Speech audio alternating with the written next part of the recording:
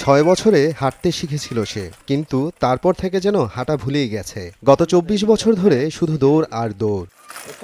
এভাবেই দিনরাত দৌড়ে চলেন শাহিন আলী, ঘন্টার পর ঘন্টা, দিনের পর দিন। ক্লান্তি নেই, বিরতি নেই। তার জীবনে নেই কোনো ব্যস্ততা, নেই কোনো হিসাব। খাওয়া, পরিবার, সংসার কিছুই যেন তাকে থামাতে পারে না। তার একটাই যেন কাজ, দৌড়ানো। আর তার সঙ্গী নিজের হাতে বানানো ছোট্ট বিয়ারিং গাড়ি। চাঁপাইনবাবগঞ্জের নাচল উপজেলার মহিষপুর গ্রামের ছেলে শাহিন মানসিক ও বাক প্রতিবন্ধী। তবুও তার ভিতরে নেই কোনো অস্বাভাবিক আচরণ, শুধু আছে এক অদম্য ইচ্ছা দৌড়ে চলার। প্রখর রোদ বা মুষলধারে বৃষ্টি অথবা হাড় কাঁপানো শীত কিছুই থামাতে পারে না শাহিনকে। মহিষপুর থেকে নাচল, আবার কখনো গোমস্তাপুর, দূরত্ব তার কাছে কোনো বাধা নয়। দিন আর রাত তার কাছে যেন একই। একটা বিয়ারিং গাড়ি, যেটা নিয়ে সে দৌড়ায়, একটা ভিডিও ভাইরাল হয়েছে। তো ওই গাড়িটার উপরে তার খুব নেশা।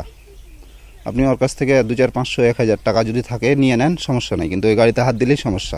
আমি দেখি এরকম অবস্থায় গাড়ি টাড়ি নিয়ে সব নিজে বানাই আর নিজে চলাফেরা করে, রাস্তা চলে যায়। আবার রাতে 10টা, 11টা, 12টার দিকে আসে, আবার সকালে খাই না খাই দেখতে পাই চলে যায়। শাহিনকে সব সময় দেখি যে ওই একটা বিয়ারিং এর গাড়ি নিয়ে সব সময় শুধু দেখি যে দৌড়াইতেই থাকে। ছেলেটা খুবই ভালো, অবশ্য খারাপ না।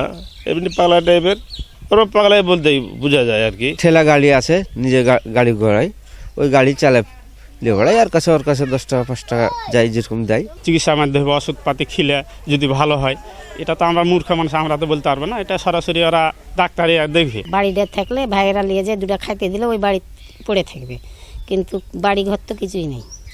সেটা অসহায়, পরিবার খুবই অসহায়। মাননীয় প্রধানমন্ত্রীর কাছে আমি বিনীতভাবে অনুরোধ করছি এ পরিবারটাকে দেখার জন্যে, এ পরিবারের কিছু উন্নয়নের জন্যে। দারিদ্র্যের কারণে চিকিৎসা করাতে পারেনি পরিবার, তবুও ছেলের এই দৌড়েই খুশি তারা। খাওয়ার টাইম হয়, খায়লাই দিয়ে ফের চলে যায়, আবার দৌড়াতে চলেই যায়। ফের খাওয়ার টাইম হয়, চলে আসে, ফের খায়লাই তো ফের দৌড়াতে থাকেই, তো ফের চলে যায়। কোনোদিন ফের আসে, কোনোদিন ফের আসে না। দিন খায় আর দিন কোনো রকম দিনটা চলে, ওই কারণে আমরা চিকিৎসা করাতে পারি না। চিকিৎসাও করাতে পারছি না, চিকিৎসা করে ভালো হবে এটাও গ্যারেন্টি নাই।